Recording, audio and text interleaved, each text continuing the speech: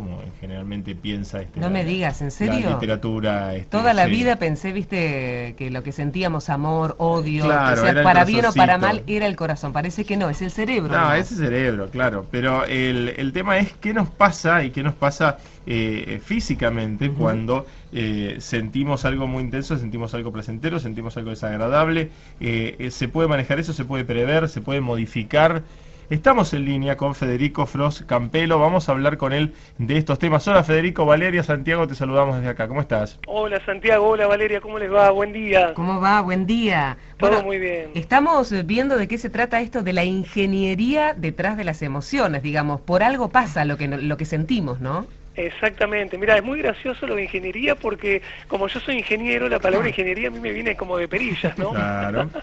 El tema de las emociones es fascinante porque cuando te pones a averiguar, encontrás que hay realmente procesos, circuitería y química que la hacen funcionar, ¿no? Ujú. Muy habitualmente la gente piensa que las emociones son nubecitas o una especie Claro. de éter que se intercambia como ondas, pero en realidad tiene una explicación muy concreta. Mm. Y cuando tenés una emoción positiva, vos reconoces que hay algo que evidentemente te hace bien, después repetirlo o repetir algo relacionado con eso, ¿hace que te sientas mejor? ¿Ese sentimiento se desgasta? ¿Cómo siempre se mantiene a lo largo del tiempo? Mira, eso es buenísimo porque cuando hablamos del placer, hablamos no solamente de una capacidad de disfrutar algo, sino también de una química de trasfondo, como una tónica Ujú. emocional. Las endorfinas, que ya las habrán escuchado varias veces, porque así como la oxitocina, son hormonas que están de moda, ¿viste? Hoy en Sí, día. Con esto de que la neurociencia, por suerte, se está divulgando, se sabe que cuando un corredor entra en un esfuerzo muy grande, sí. después de pasar una cierta etapa de esfuerzo, ya no siente más dolor, y ahí hablan de las endorfinas actuando en el cuerpo. Ujú. Bueno, el placer justamente está estimulado por hormonas como estas, que cuando hay un esfuerzo físico o una situación de bienestar, se segregan en el torrente sanguíneo, y también la oxitocina, que está relacionada, por ejemplo, con la interacción social. Cuando dos personas se abrazan, no necesariamente porque son parejas, con Claro. dos amigos festejando un gol, bueno, ahí hay oxitocina en el cuerpo.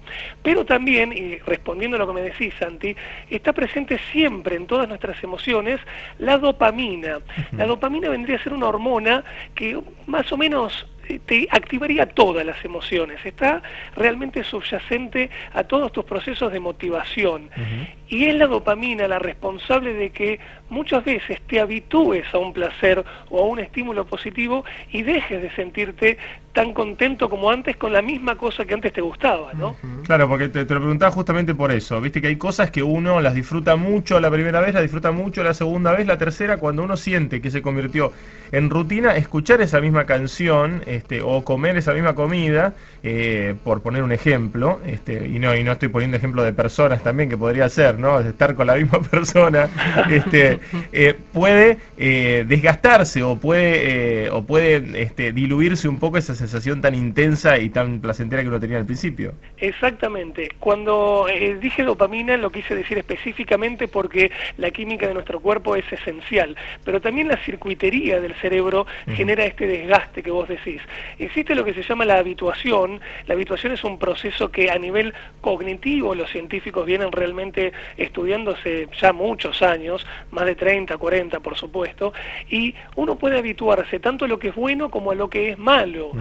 Por eso dicen que el hombre es un animal de costumbre, y en ese sentido vos podés habituarte a los gritos de un jefe en una empresa, Claro. y ya cuando te grita no te molesta más, pero también lamentablemente podés habituarte al amor de una pareja. Claro. Ujú. Y ahí viene el problema de que habitualmente, valga la redundancia de la palabra, nosotros terminamos no valorando tanto lo que antes teníamos. Federico, por allí no sé si hay tanto conocimiento respecto de esto. Recién decías que se estudia hace 30, 40 años, pero por ahí la gente, cuando quiere saber o desentrañar qué pasa con sus emociones, me está pasando esto, estoy mal, sobre todo cuando hay bajón, ¿no? Cuando hay depresión o cuando hay algo que te está haciendo ruido, uno recurre al psicólogo, pero a veces pasa también por lo físico, por estos procesos, circuitos, esta química orgánica que estás tratando de explicar. ¿La gente sabe, trata de conocer más sobre esto hoy?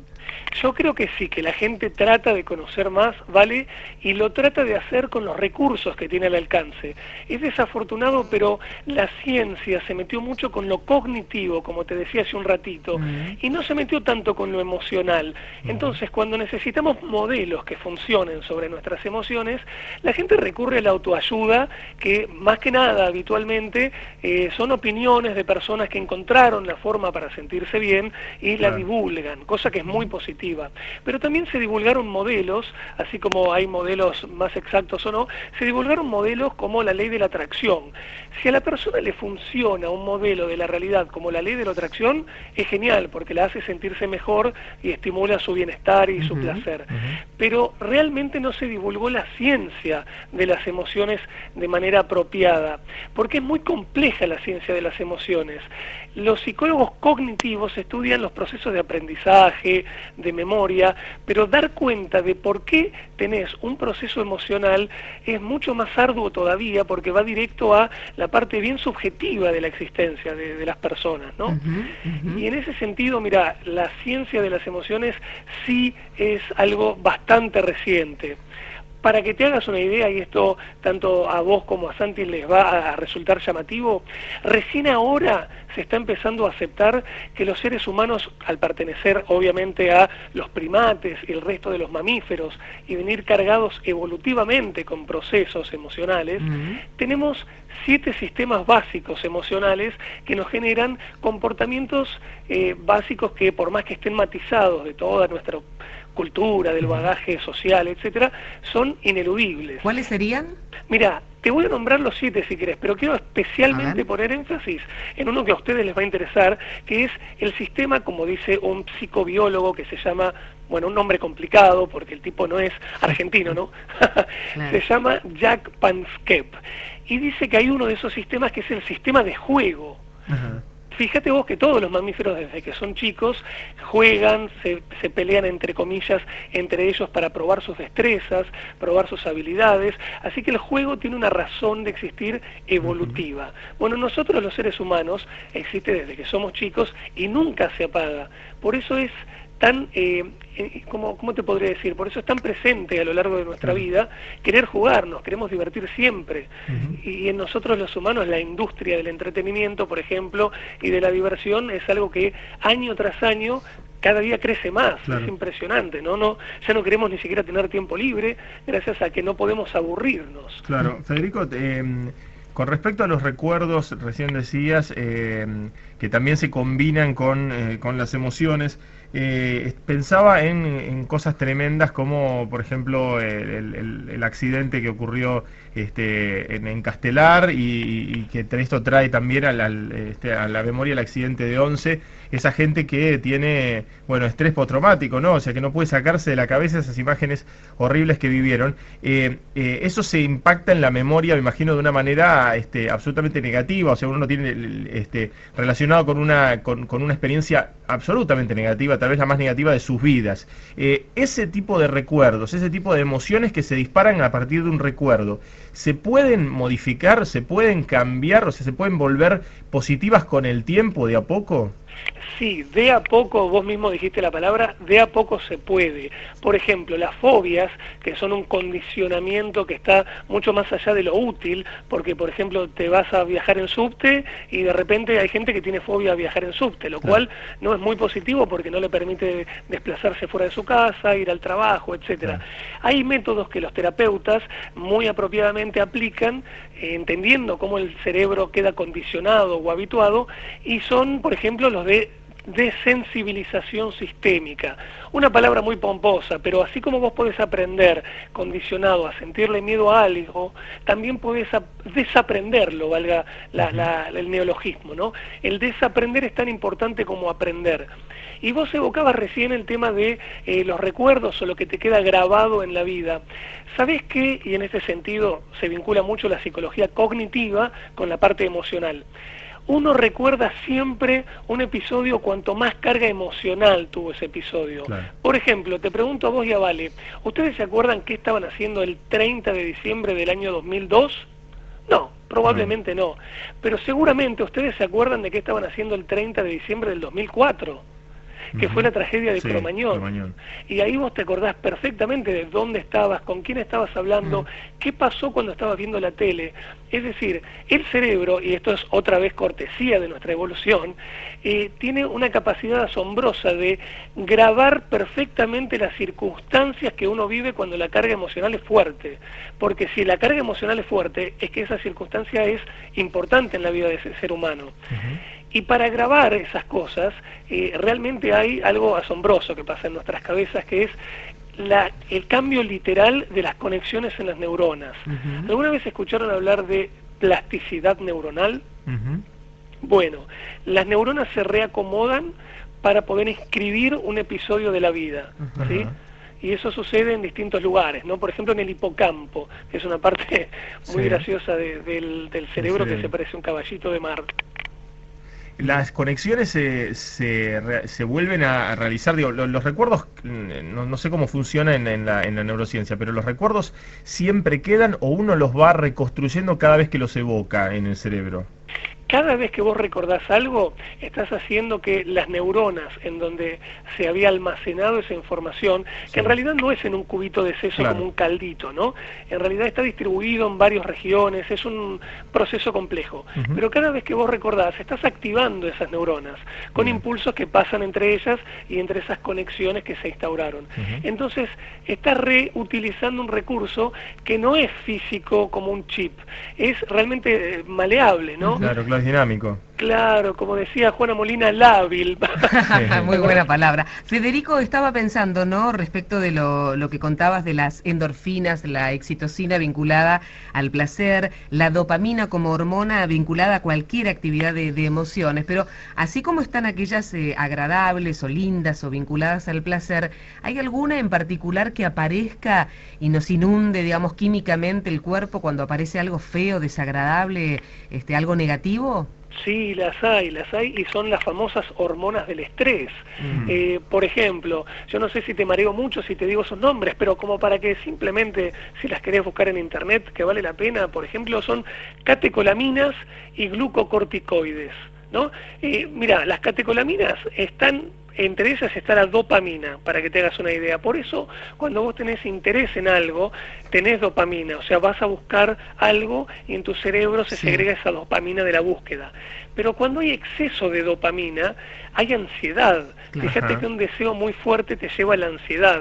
Y una angustia, un deseo no consumado, es realmente un exceso de dopamina que después, con un proceso complejo del organismo, se transforma en la famosa adrenalina, la que te deja obviamente en estado de alerta y a veces desesperado, ¿no? Por ejemplo, en un deporte de riesgo hay mucha adrenalina, pero si vos tenés un problema en el trabajo, no llegas a pagar las cuentas, la inflación es tremenda, etcétera, la adrenalina realmente está haciendo estragos en tu cuerpo. Lógico. Estaba pensando, Federico, esto, ¿no? De tratar de conocernos también un poco más nosotros y cómo nos puede ayudar a entender las emociones, a manejarlas, a manejarnos nosotros en esta neurociencia afectiva y también esa neurociencia social en el vínculo con el otro. Y yo veía que hay varias experiencias, leíamos el otro día que querían incorporar algunas movidas curriculares en San Juan, por ejemplo, para que los chicos tengan espacios en el colegio, en la escuela, para tratar de entender lo que les pasa con las emociones. Qué lindo, mirá, qué lindo eso. Yo para mí es un sueño, la verdad que en la educación así de los niños, en tanto en la primaria como en la secundaria, inclusive ya de más adultos en una educación superior, que pudiera haber una explicación reconocida y académicamente aprobada de cómo funcionamos emocionalmente es clave. Porque fíjate que nos enseñan geografía, historia, lo que vos quieras, pero no nos enseñan a manejarnos emocionalmente bien. Y creo yo que es por eso que después cuando una persona transita la adolescencia y empieza a ser un joven adulto, tiene tantos problemas, porque la gente está ávida de entender esas experiencias emocionales porque nunca nadie le dijo qué pasa por adentro suyo. Y que además podés aprender mejor. El otro día lo charlábamos con Santiago, ¿te acordás? Con Santiago reconstruíamos la experiencia de cómo la pasábamos bien en la salita de jardín y demás, donde te sentabas en círculo con la maestra y contabas qué te había pasado, ya expresarlo, exteriorizarlo. Después es como que la escuela primaria, ni que hablar de la secundaria, limita o ya no aparecen esos espacios de intercambio, ¿no? Claro, exactamente, porque la escuela secundaria es como que se obsesiona con todo el repertorio académico, meticuloso de estudio, de sentarse, y fíjate vos que es reciente en nivel de años, te diría 20, 30, el poner énfasis en el deporte. Todo era intelectual, ¿no? Claro. Es como que lo intelectual dominaba todo. Hace unos años solamente existía el coeficiente de inteligencia intelectual para poder medir la capacidad de alguien. Y eso es un absurdo, ¿no? La inteligencia emocional, la inteligencia social están recién valorándose hace poquito en tiempos históricos humanos. Ojalá en un periodo de 10 a 20, 30 años, ya empecemos a ver varios lugares en donde a nivel piloto, escuelas piloto, se pueda enseñar procesos emocionales. Y eso no significa aburrir, insisto, a los chicos sentándose y diciéndoles, mirá, acá tenés la dopamina, acá tenés la oxitocina. No, significa darles herramientas más, entre comillas, terapéuticas, ¿no? Prácticas para relacionarse entre ellos. Es muy bueno.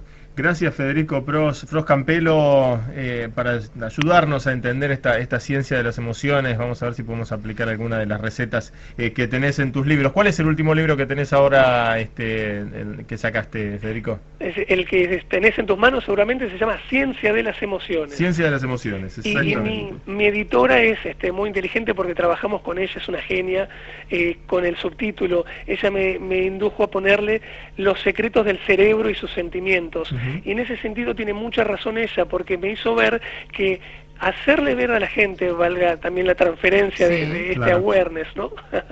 Y que el cerebro está ahí participando en todo, es algo que a la gente realmente le interesa, ¿no? Absolutamente. Bueno, acá en la mesa quedamos llenos de endorfina y excitocina, a pleno, llenos de placer de dialogar contigo. Te deseamos una excelente tarde de sábado. Abrazo enorme.